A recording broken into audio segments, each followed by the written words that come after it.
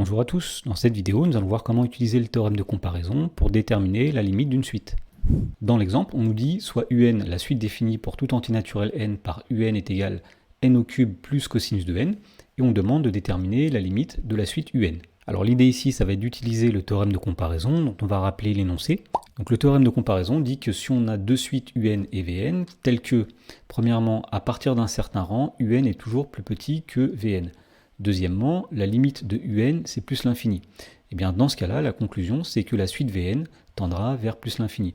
Effectivement, si on a une suite qui est en dessous d'une autre, si cette suite-là tend vers plus l'infini, elle va pousser celle qui est au-dessus aussi vers plus l'infini. Donc ce qu'on va essayer de faire ici, c'est de démontrer que la suite un qu'on a ici est plus grande qu'une suite qui tend vers plus l'infini. Donc on va finalement commencer par essayer d'encadrer l'expression n au cube plus cosinus de n. Alors on va commencer par se donner n un entier naturel, donc soit n appartenant à grand N, et première chose, on sait encadrer le cosinus d'un nombre.